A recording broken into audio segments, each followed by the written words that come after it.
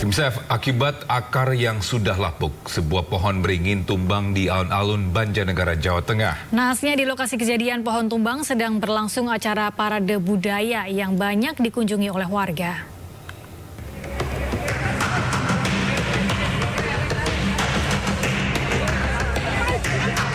Pohon beringin di alun-alun yang berdiameter 40 cm ini tiba-tiba tumbang saat gelaran Banjarnegara Culture Heritage yang dilaksanakan oleh Pemkab Banjarnegara.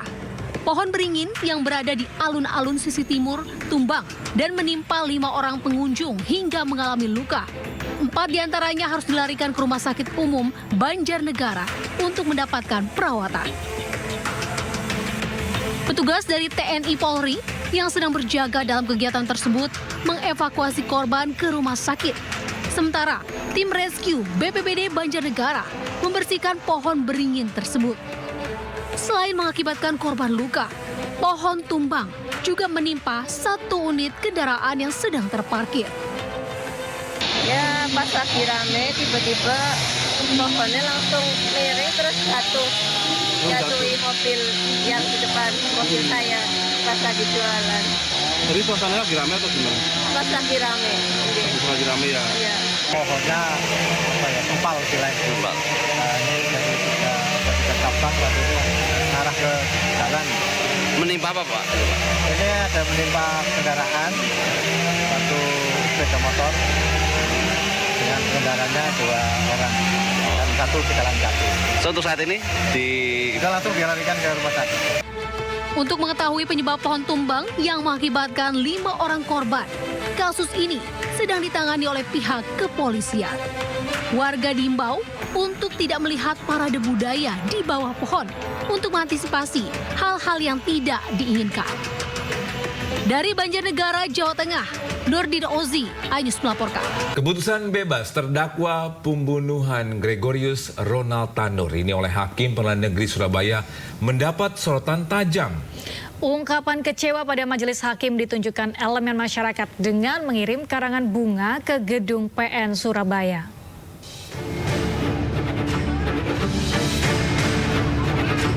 Kontroversi putusan bebas Majelis Hakim Pengadilan Negeri Surabaya terhadap terdakwa pembunuhan Gregorius Ronald Tanur mendapat kritikan dari masyarakat.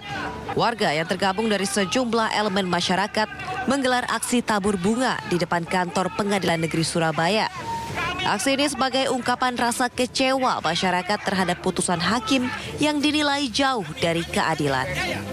Tuntutan kami dari Aliansi Madura Indonesia, warga kota Surabaya, warga rakyat Indonesia meminta 3 majelis hakim dicopot. Karena ini sudah menampar rasa keadilan buat kami. Diproses, ya pastinya diproses. Karena kami juga sudah mengirim surat ke KY, ke KPK untuk segera menindaklanjuti atas putusan 3 majelis hakim tersebut. Sementara itu 3 hakim yang menjatuhkan vonis bebas kepada Gregorius Ronald Tanur, terdakwa kasus pembunuhan terhadap kekasihnya Dini Sera Afrianti, Jumat kemarin mendatangi kantor Pengadilan Tinggi Jawa Timur. Namun Erntua Damanik selaku hakim ketua mengaku kedatangannya ke Pengadilan Tinggi Jawa Timur hanya untuk silaturahmi, bukan untuk pemeriksaan. Jangan saya yang jawab, Humas. Oh gitu. Ya, oke, ya, jangan saya, nanti saya nggak objektif dong. Oh, siap. Humas ya, di Humas. Kami belum bisa memeriksa, belum bisa memeriksa. Karena memang kan harus ada ini ya, penugasan untuk meriksa dari manapun. Kami tidak periksa. Kalau toh hakim pengadilan negeri datang ke pengadilan tinggi adalah sudah biasa. Putusan bebas Ronald Tanur dinilai janggal hingga memicu polemik di tengah masyarakat. Usai pembacaan putusan bebas, masyarakat meminta agar Komisi Yudisial menyelidiki putusan tersebut dan melaporkan 3 hakim ke Badan Pengawas Mahkamah Agung atas dugaan pelanggaran kode etik. Tim Liputan iNews melaporkan. Bisa anggota DPR RI sekaligus politisi PDI Perjuangan Rieke Diah Pitaloka mendesak Komisi Yudisial untuk menyelidiki vonis bebas terhadap Ronald Tanur. Dirinya juga meminta vonis bebas Ronald Tanur yang dinilai janggal dapat diusut tuntas. Indonesia dimanapun berada, ada berita membuat saya sebenarnya muak banget. Feelingku indikasi kuat ada sesuatu yang janggal gak benar. Keputusan Pengadilan Negeri Surabaya 24 Juli 2024 terhadap Gregorius Ronald Tanur, katanya si anak seorang anggota DPR RI. Ketua Majelis Hakim yang bernama Erin Tuah Damanik mengatakan membebaskan terdakwa dari segala dakwaan jaksa penuntut umum kasus pembunuhan. Ada bukti CCTV. Tadinya tuntutannya 12 tahun penjara. Saya mendesak Komisi Yudisial, institusi manapun yang kait pengawasan kinerja hakim, mohon selidiki dan bongkar hasil keputusan yang dibacakan Ketua Majelis Hakim di Pengadilan Negeri Surabaya 24 Juli 2024. Indonesia jangan diam, viralkan, terus suarakan. Kita menuntut keadilan bagi korban yang bernama Dini Sera Afrianti yang kehilangan nyawa. Anak dewan, mau anak pejabat apapun, kasus. Ya, kita beralih ke kasus pembunuhan Vina dan Eki Melissa jelang sidang peninjauan kembali Saka Tatal. Kuasa hukum Saka mendesak Kapolri mengizinkan mereka untuk menghadirkan anggota Satlantas Polres Cirebon yang melakukan olah TKP di persidangan.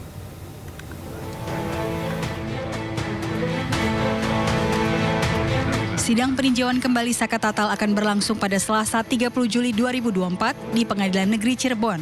Kuasa hukum Saka Tatal akan mendatangkan sejumlah saksi fakta dan saksi ahli. Kehadiran saksi fakta sangat diperlukan agar bisa menjelaskan kejadian sesungguhnya bahwa peristiwa yang menimpa Vina dan Eki diyakini adalah kecelakaan. Sementara bukti baru yang sudah diajukan diharapkan bisa menjadi pertimbangan hakim. Kepada iNews, kuasa hukum Saka Tatal Titin Prialianti juga mendesak Kapolri agar mereka diizinkan untuk menghadirkan petugas lalu lintas yang melakukan olah TKP pasca kecelakaan. Dengan bukti-bukti yang kita miliki, dengan fakta-fakta persidangan yang sebenarnya saya yakini di 2016 itu kita harapkan juga Bapak Kapolri mohon izin agar anggota yang melakukan olah TKP di 2016 dihadirkan kembali karena 5 anggota yang melakukan olah TKP yang menyatakan itu kecelakaan lalu lintas pada sidang Saka Tatal tidak pernah dihadirkan. Yang dihadirkan adalah pada sidang dewasa, itu pun oleh majelis hakim diabaikan meskipun dinyatakan bahwa kedua korban meninggal di flyover Talun, kemudian darah yang mengenang hanya ada di bagian bawah tubuh laki-laki, bagian tubuh bawah perempuan.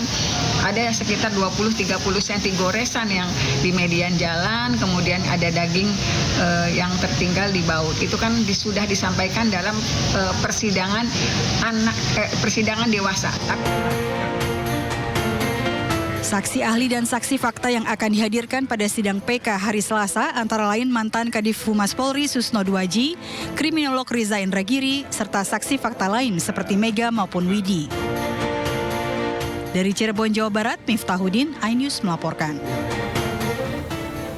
Pemirsa, kuasa hukum Saka Tatal yakin bukti baru atau novum yang diajukan di sidang peninjauan kembali belum pernah ada di persidangan tahun 2016. Sementara itu, pakar hukum pidana menilai bukti foto harus disertakan bukti pendukung agar lebih kuat.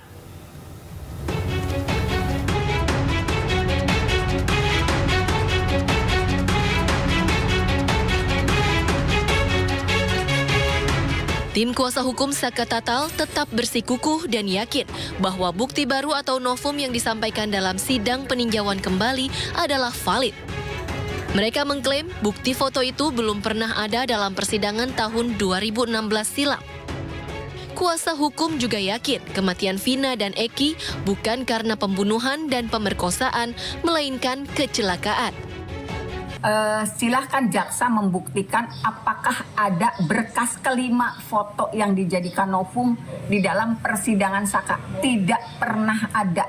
Jangankan di sidang Saka, di sidang dewasa yang punya nomor perkara berbeda, tidak ada foto yang visualnya Vina dan bagian tubuh Vina bagian bawah dan bagian atas itu di dalam berkas 7 terpidana, apalagi di Saka.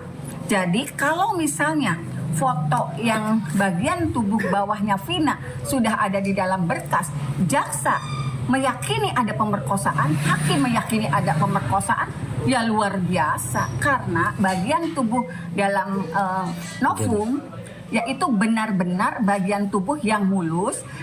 Vina menggunakan celana dalam, mohon maaf, dan kelihatan dia menggunakan pembalut.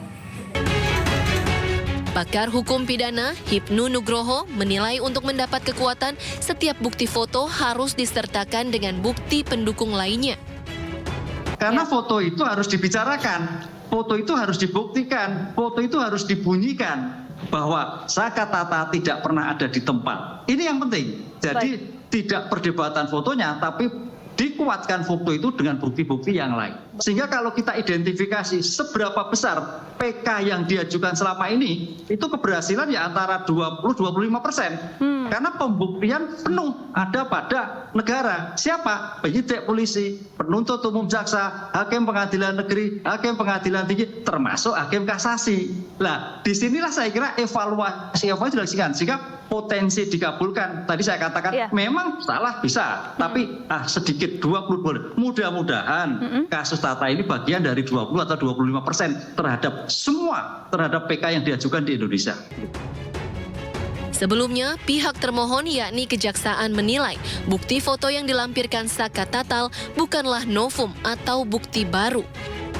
Hal itu disampaikan termohon dalam sidang peninjauan kembali mantan terpidana kasus Vina Saka Tatal di Pengadilan Negeri Cirebon Jumat pagi. Dari Cirebon, Jawa Barat, To Iskandar, iNews melaporkan. Ya, misal selain mendengarkan tanggapan termohon, sidang peninjauan kembali juga menghadirkan kakak Saka Tatal untuk bersaksi. Majelis Hakim menunjukkan sejumlah foto kepada saksi untuk mengkonfirmasi kebenaran bukti-bukti tersebut.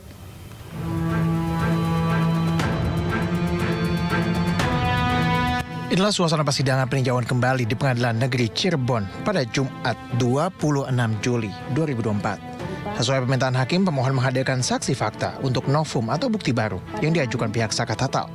Selis, kakak kandung Saka Tatal, hadir sebagai saksi fakta yang mengaku mendapatkan bukti berupa beberapa foto terkait dengan tewasnya Vina dan Eki.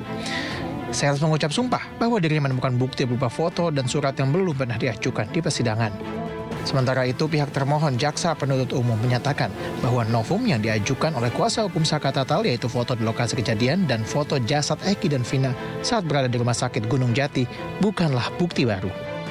Bahwa berdasarkan fakta hukum, novum 1 sampai dengan 3 dan novum 5 yang dianggap novum oleh penasihat hukum peninjauan kembali merupakan foto lama yang telah dilampirkan dalam berkas perkara atas nama anak Saka Tatal, yang pada dasarnya sama, hanya diambil dari sisi yang berbeda namun tidak merubah esensi dan maksud dari foto tersebut. Menurut jaksa, hasil visum terhadap Vina dan Eki tetap menunjukkan bahwa kedua korban meninggal dikarenakan pembunuhan dan bukan kecelakaan. Pihak kuasa hukum Saka Tatal menyayangkan jaksa yang tidak mau melakukan perbaikan dengan melihat adanya bukti-bukti baru itu. Tidak ada niat untuk perbaikan, termasuk foto-foto. Foto-foto itu diperjelaskan adalah foto yang diambil tahun 2016 di bulan Agustus di Rumah Sakit Gunung Jati yang ditemukan bulan Mei kemarin dan tidak pernah menjadi bukti karena selama ini mereka berpatokan itu adalah pembunuhan, bukan kecelakaan. Setelah menyimak bukti dan mendengarkan tanggapan termohon, sidang PK Saka Tatal ini akan kembali dilanjutkan pada Selasa 30 Juli 2024 pukul 10 waktu Indonesia Barat. Tim Liputan iNews melaporkan. Beralih ke informasi lain, pemirsa, alumni Akpol 88 Adi Pradana menggelar bakti sosial berupa pembagian sembako kepada masyarakat di Kecamatan Megamendung, Jawa Barat. Kegiatan tersebut merupakan salah satu rangkaian dari HUT Bayangkara. Ya, sebanyak 350 paket sembako dibagikan oleh alumni Akpol 88 Adi Pradana kepada masyarakat wilayah Kecamatan Megamendung, Jawa Barat. Kegiatan bakti sosial ini merupakan wujud kepedulian Polri kepada masyarakat yang membutuhkan. Bakti sosial tersebut diharapkan dapat memberikan manfaat bagi masyarakat setempat. Hal itu sejalan dengan kebijakan Kapolri agar Polri lebih dekat, bersahabat dan peduli dengan lingkungan masyarakat. Sosial dilaksanakan di wilayah Megamendung. Kita berikan sebanyak 350 paket sembako kepada masyarakat yang membutuhkan. Semoga dapat memberikan manfaat maksimal untuk masyarakat. Dan semoga bisa diterima kunjungan kami di tengah-tengah masyarakat untuk berbaur, kemudian mendekat ke alam dan menikmati suasana di Megamendung. Dan pemirsa, saatnya kita simak pantauan arus lalu lintas dan kami telah terhubung dengan Brigadir Medina dari NTMC Polri yang kini berada di kawasan Penas, Kalimalang. Ya, Brigadir Medina, bagaimana pantauan arus lalu lintas dari tempat Anda melapor?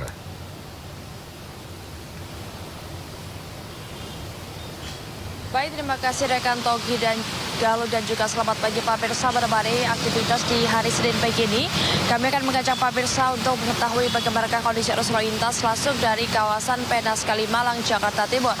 Dapat Anda bersama layar kaca Anda arus lalu lintas pada pagi hari ini terbilang sudah mulai terjadi peningkatan volume arus kendaraan berkaitan dengan jam berangkat perkantoran dan juga aktivitas masyarakat pada pagi hari ini. Yakni arus lalu lintas dari arah Cawang yang akan mengarah ke Rawamangun, saat ini sudah mulai terjadi pelambatan kecepatan kendaraan menjelang antrian traffic light. Selepasnya kendaraan dapat melaju dengan kecepatan normal. Kami menghimbau kepada Anda para pengendara agar selalu berhenti di belakang garis stop pada antrian traffic light, juga mengikuti arahan dan juga petunjuk dari petugas kami yang berada di lapangan. Untuk arus lalu lintas sebaliknya, yakni dari arah Tanjung Priok yang akan mengarah ke Cawang, saat ini dalam situasi ramai namun masih terlihat lancar. Antrian kendaraan di belakang traffic light kurang lebih sepanjang 100 meter ke belakang. Selepasnya kendaraan dapat melaju dengan kecepatan normal. Kami menghimbau kepada Anda para pengendara agar selalu berhati-hati serta tetap mematuhi rambu-rambu lalu lintas dan mengecek kembali kondisi fisik kendaraan Anda sebelum bepergian. Sementara untuk arus lalu lintas dari arah Cawang yang akan mengarah ke Bekasi, saat ini dalam situasi ramai lancar. Kami menghimbau kepada Anda para pengendara agar selalu menjaga jarak aman kendaraan Anda, mengingat seringkali dijumpai angkutan umum yang menaik turunkan penumpang di bahu jalan yang menjadi salah satu faktor ketersendatan yang perlu Anda antisipasi. Kemudian arus lalu lintas sebaliknya yakni dari arah Bekasi akan mengarah ke Cawang, saat ini masih terlihat lancar. Kami menghimbau kepada Anda para pengendara agar tetap menjaga batas kecepatan maksimal kendaraan Anda, mengingat banyaknya aktivitas masyarakat seperti penyeberang di kawasan ini. Dan pemirsa, berdasarkan data IRSMS Korlantas Polri, angka kecelakaan di seluruh Indonesia selama 1 kali 24 jam terjadi sebanyak 137 kasus lantas dengan rincian 4 meninggal dunia, 9 luka berat dan 84 luka ringan. Dari 137 kasus laka lantas tersebut, 55% terjadi karena tidak menjaga jarak aman dan juga kecerobohan para pengemudi. Dan penyebab kecelakaan adalah dikarenakan melampaui batas kecepatan sehingga tidak bisa menguasai laju kendaraan, dan 79% diantaranya merupakan kendaraan roda 2. Maka dari itu kami menghimbau kepada Anda para pengendara agar tetap berhati-hati dalam berlalu lintas dan menjadikan keselamatan sebagai kebutuhan Anda. Dan pemirsa, bagi Anda yang ingin mengupdate informasi selengkapnya seputaran arus lalu lintas, Anda dapat menghubungi call center kami di 15669 ataupun melalui SMS kami di 9119. Demikian Brigadir Medina melaporkan langsung dari kawasan Penas, Kalimalang, Jakarta Timur. Selamat pagi dan salam presisi. Silakan kembali ke studio. Baik, terima kasih Brigadir Medina melaporkan langsung dari kawasan Penang, Kalimalang, Jakarta Timur. Selamat bertugas kembali dan salam presisi. Pemirsa, Presiden Joko Widodo bertolak ke Kabupaten Penajam Pasir Utara, Kalimantan Timur untuk meresmikan jembatan Pulau Balang. Peresmian diawali dengan bunyi sirene, tanda jembatan telah resmi dan selesai dibangun. Jembatan Pulau Balang merupakan jembatan penghubung kota Balikpapan dan Kabupaten Penajam Pasir Utara. Pembangunan jembatan dilakukan sejak tahun 2015 dan menghabiskan anggaran sebanyak 1,43 triliun. Selain meresmikan jembatan Pulau Balang, Jokowi juga meninjau proses pembangunan jalan tol di wilayah IKN. Selain itu, rencananya Jokowi akan berkantor di IKN mulai Senin 29 Juli 2024. Kita akan segera resmikan jembatan Pulau Balang yang menyeberangi Teluk Balikpapan, yang akan menghubungkan antara kota Balikpapan dengan Kabupaten Penajam Pasir Utara, atau nantinya juga dari Provinsi Kalimantan Timur menuju ke Provinsi Kalimantan Selatan. Jembatan ini dibangun sejak 2015 dan menghabiskan anggaran 1,43 triliun dan tadi sudah kita coba jalan tol meskipun belum selesai 100% tapi mulus dan nyaman. Presiden Joko Widodo tiba di Bandara Internasional Sultan Haji Muhammad Sulaiman Sepinggan, Kota Balikpapan, Kalimantan Timur.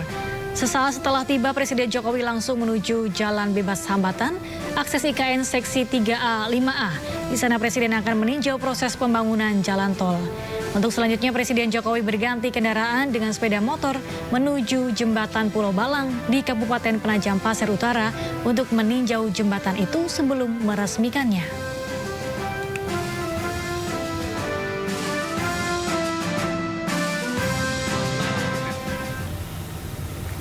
Ya, sebelumnya Presiden Joko Widodo bersama Ibu berangkat ke Kalimantan Timur bersama rombongan melalui Pangkalan Udara TNI AU Halim Perdana Kusuma menggunakan pesawat kepresidenan Indonesia. Selain didampingi Ibu Negara, Presiden Jokowi juga didampingi oleh beberapa artis ibu kota ternama, di antaranya Atta Halilintar, Ferry Maryadi, Gading Marten, Irwansyah, Ananda Omesh, Willy Salim, dan masih banyak lagi. Presiden dan rombongan bertolak dari Jakarta sekitar pukul 11:45 waktu Indonesia Barat.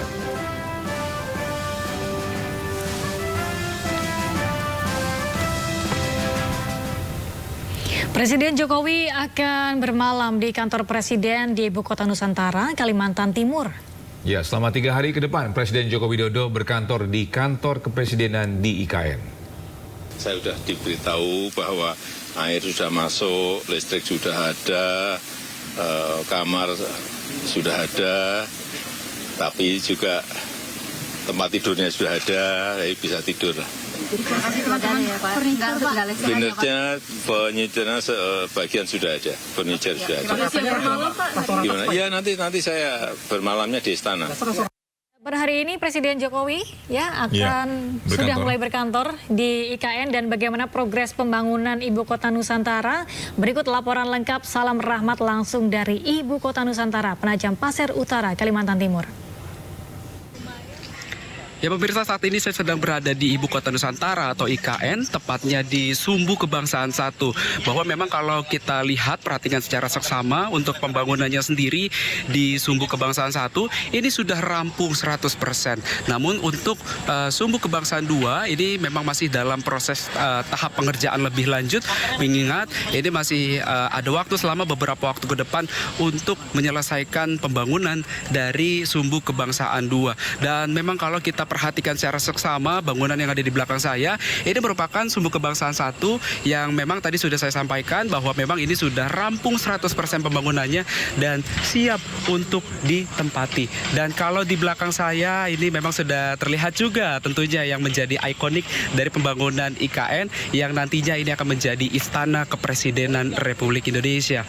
Dan memang dari informasi yang kami dapatkan bahwa memang rencananya nanti pada 17 Agustus 2024 Presiden Joko Widodo ini akan menggelar upacara bendera di IKN, dan tentunya ini akan menjadi hal pertama penyelenggaraan upacara bendera akan dilangsungkan di Ibu Kota Nusantara baru, tepatnya di Penajam Pasir Utara, Kalimantan Timur. Dan kalau di belakang saya ini memang ada kantor-kantor pemerintahan juga yang memang kalau dari titik kami melaporkan saat ini merupakan jembatan penghubung antara kantor pemerintahan satu dengan yang lainnya. Terkait dengan ketersediaan air bersih, ini memang sudah dikonfirmasi lebih lanjut bahwa ketersediaan air bersih di IKN ini airnya sudah mengalir dan juga sudah bisa digunakan baik untuk minum ataupun juga untuk kebutuhan sehari-hari lainnya. Dan dari informasi yang kami dapatkan juga bahwa sebelumnya tadi Presiden Joko Widodo ini juga sudah meresmikan jalan tol yang menghubungkan begitu antara Balikpapan dan juga IKN, maupun juga tadi juga diresmikan pula terkait dengan jembatan Pulau Balang yang tadi sudah diresmikan oleh Presiden Joko Widodo. Setelah meresmikan jalan tol dan juga jembatan yang turut serta juga dihadiri oleh sejumlah influencer, ini Presiden Joko Widodo langsung menyambangi IKN untuk melihat atau juga meninjau lebih lanjut terkait dengan kantor Presiden maupun juga Istana Kepresidenan yang rencananya ini akan siap digunakan oleh Presiden Jokowi untuk berkantor. Yang rencananya ini akan dilangsungkan untuk Presiden Joko Widodo akan berkantor mulai hari Senin 29 Juli 2024. Kami akan terus mengupdate informasi lebih lanjut kepada Anda pemirsa terkait dengan kondisi di IKN lebih lanjut. Dari Kalimantan Timur, salam rahmat. iNews melaporkan. Kita beralih ke informasi lain pemirsa, pimpinan Pusat Muhammadiyah menyatakan siap menerima konsesi atau izin pengelolaan tambang yang ditawarkan oleh pemerintah. Ya, menurut Muhammadiyah, kekayaan tambang adalah anugerah Tuhan yang harus dimanfaatkan untuk kemaslahatan bangsa. Hal ini disampaikan Sekretaris Umum PP Muhammadiyah Abdul Mukti di acara Konsolidasi Nasional Muhammadiyah di Yogyakarta.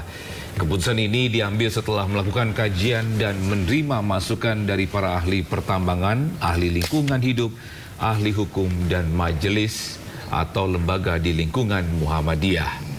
Sebelumnya, pemerintah memberi izin pengelola tambang kepada ormas keagamaan yang bersedia. Kekayaan alam adalah anugerah Allah yang manusia sebagai khalifah di muka bumi memiliki kewenangan untuk memanfaatkan alam untuk kemaslahatan dan kesejahteraan hidup material dan spiritual. Untuk mencapai maksud dan tujuan, Muhammadiyah melaksanakan amar ma'ruf, nahi mungkar, dan tajdid yang diwujudkan dalam segala bidang kehidupan. Anggaran rumah tangga pasal 3 ayat 8 yang berbunyi memajukan perekonomian dan kewirausahaan ke arah perbaikan hidup. Ya mungkin pertama kali aja mungkin masih belum nyenyak. Ya. Jadi Bapak melihat perkembangan Istana Kepresidenan seperti apa Pak progresnya? Ya semuanya masih berjalan, dan hari ini saya juga akan menerima untuk rapat-rapat di sini di ruang kerja Presiden, tetapi saya nggak bisa mengajak karena masih banyak yang bekerja supaya nggak semuanya yang bekerja nggak terganggu. Masih ada yang pembersihan, masih ada yang finishing, saya kira semuanya masih dalam progres yang baik. Kira-kira mau dipersentase angka? Duh, nanti tanya ke Pak Menteri PU, rasa angkanya. Pak, kalau Apanya? Oh, belum nyoba. Nanti keliru gimana nanti? Nggak ada masalah. Air melimpah, listrik oke. Internet bagus. Itu semuanya bagus. Semalam Bapak juga meninjau sumber kebangsaan ya Pak sama Iya. itu bagaimana Pak? Ya kan saya kesana bukan yang pertama ya. Bagus ya. Tambah bagus. Tambah malam tambah cantik dan indah. Berarti optimistis. Apanya? Ya nanti nggak tahu harinya Pak Menseknek mau ditentukan kapan, saya masih belum. Apakah dalam waktu dekat ini ataukah Agustus, belum. Tergantung Pak Menseknek. Karena menteri-menteri kan juga masih banyak di luar negeri. Kalau apakah terdekat sudah ada agendanya Pak? Rapat terdekat. Hari ini saya rapat mungkin dengan OIKN, dan gubernur dan bupati di sekitar IKN, saya undang untuk pemanasan.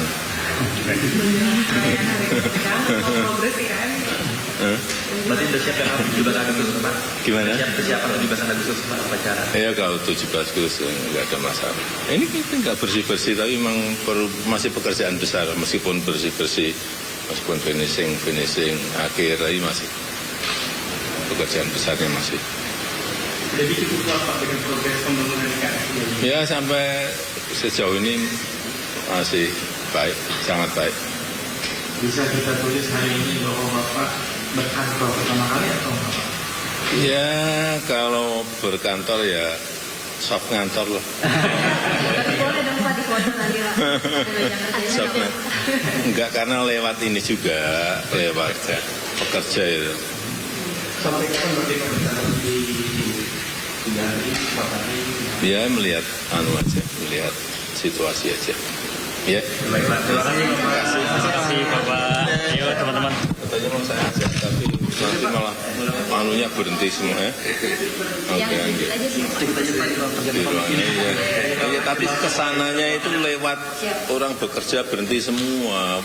Pas pampres itu loh, semua dihentikan. Saya lewat dihentikan. Maksud saya yang kerja biar kerja, saya lewatnya nggak bisa. Yes, kasih.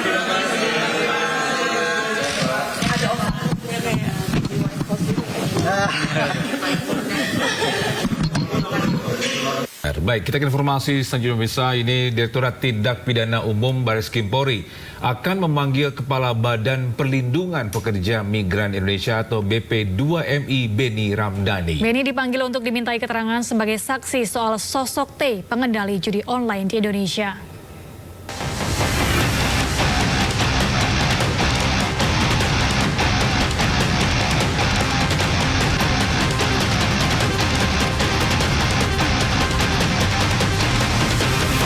Jangan judi, jangan judi, jangan berjudi.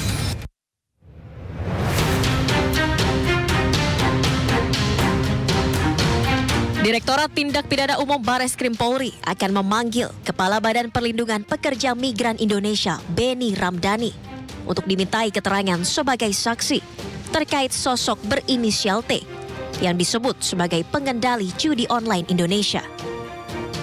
Dalam pengakuannya, sosok inisial T sebagai pengendali judi online mengagetkan banyak pihak, mulai dari Presiden Joko Widodo serta Kapolri Jenderal Listio Sigit Prabowo.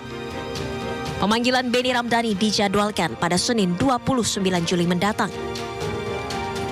Mendasari surat penyelidikan, maka tentunya ada dasarnya. Dasarnya surat penyelidikan adalah laporan informasi, baik itu pertanyaan dari teman-teman media, kemudian sudah beberapa juga ada informasi yang disampaikan oleh teman-teman media, maka mendasari laporan informasi itu terbitlah surat perintah penyelidikan. Maka langkah-langkah Polri dalam hal ini oleh Bareskrim, Direktorat Tipidum akan melakukan langkah-langkah untuk memanggil, ya, dalam hal ini adalah terhadap saudara Beni Ramdhani, yang akan dilakukan proses pemanggilan untuk klarifikasi dan mendalami informasi yang didapat tersebut pada tanggal 29 Juli 2024. Polri akan menerapkan penegakan hukum sesuai perundang-undangan, termasuk kepada sosok berinisial T. Dari Jakarta, Irfan Hardiansyah, Aris Setiawan, iNews melaporkan.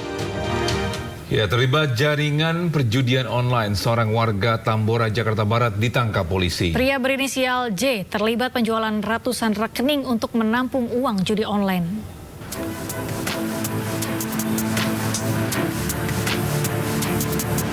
J, pria 34 tahun, harus berurusan dengan polisi karena terlibat dalam jaringan judi online.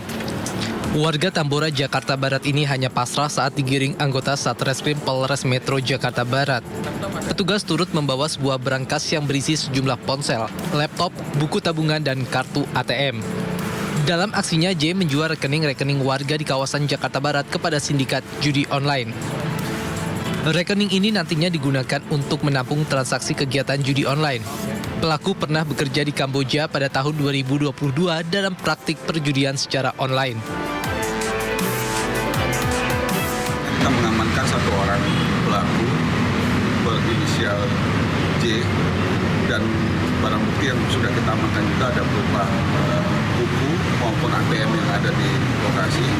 Kemudian ada 1 berangkas dan ada beberapa biji handphone yang kita amankan, yang mana semua digunakan untuk pelaksanaan kegiatan penampungan kegiatan judi online. Kini petugas masih melakukan pendalaman terkait peran J dalam jaringan judi online.